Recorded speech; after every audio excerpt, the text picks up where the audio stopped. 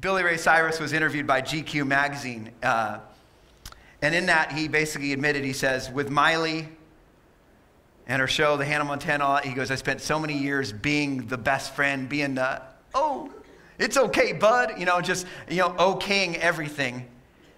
And he's there and now that he's seen Miley kind of go her own way and doing her own things and all the stuff in the news, he basically said, I made a mistake. I should have been the parent. I should have been the parent. Fact is, being a parent today, it's overwhelming.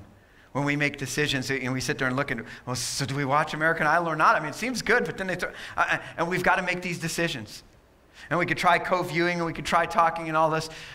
But it's funny as you look at the scripture here and it makes it clear as we get up in the morning, as we go through the day, as we go to bed at night, make disciples. What's that look like?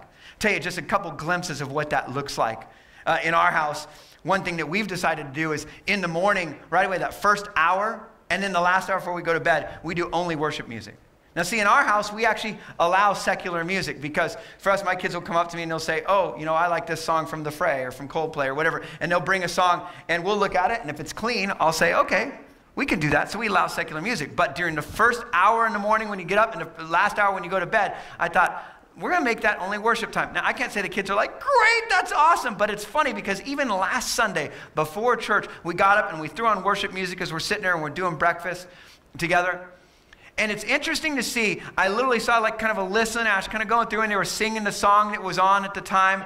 And it's funny because when you hear so many lies from the world, there's something comforting about hearing truth.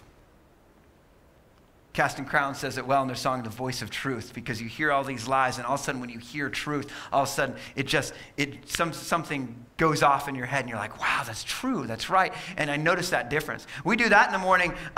Breakfast with the kids is something that's fun to try, but it's hard for a lot of us. I mean, let's be honest, as parents, we can't always have breakfast. We're on different schedules. My wife's really good about this because Alec and her seem to be on a good schedule. So very often I'll go out there and literally, Lori will walk in and go, Alec, come on, have breakfast with me. And Alec will have just got up, so he'll get ready. Splash, splash. Okay, I'm ready. And so then he goes in and they'll eat breakfast together and they'll have coffee and they're talking together and having these moments.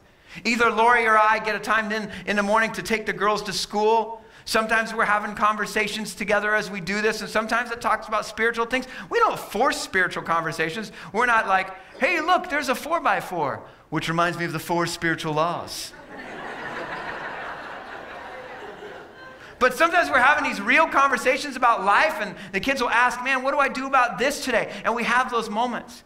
Throughout the day, some people are like, well, how are we at noon? They're at school. It's funny how sometimes even as parents now, I'm seeing a lot of parents that say, man, I love texting my kids. My kids will sometimes text me during the day, and we get to text back and forth.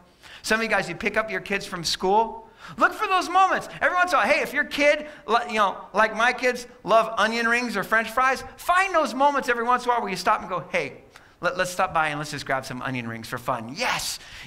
Find things that they like to do and stop and do that with them. Hang out with them. Dinners, family dinners are huge.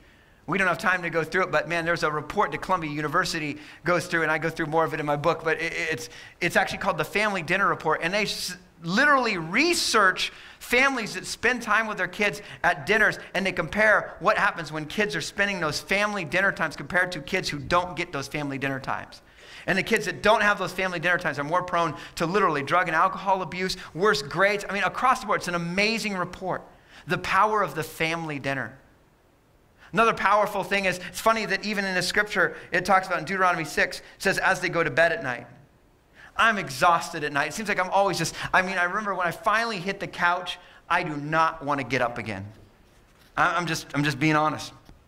So sometimes my girls who are upstairs, that's a lot of stairs. They're like, I'm going to bed. And sometimes the temptation is to just lay there on the couch and be like, all right. Just a second, I'm gonna blow really hard so that one makes it all the way upstairs. And sometimes I just need to get my lazy butt up and go up there. Over the years, I can tell you, there's been times, it's not every night. The other night, I went upstairs and I kissed Alyssa goodnight. She's like, all right, good. Get out. We're done. But there's been times where I'll sit on the edge of their bed and they'll go, hey, Dad, when you were a kid, and then they'll ask you that one question, And you'll end up having this long half-hour talk, and Ashley's like, that was my evil plan to stay up. Look for these parenting moments throughout the day.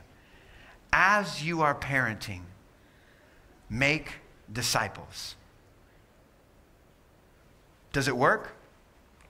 Well, the sad thing is, as I sit here and look at Deuteronomy Chapter 6, as Moses said this to the Israelites, he said, parents, don't neglect this. You'll regret it.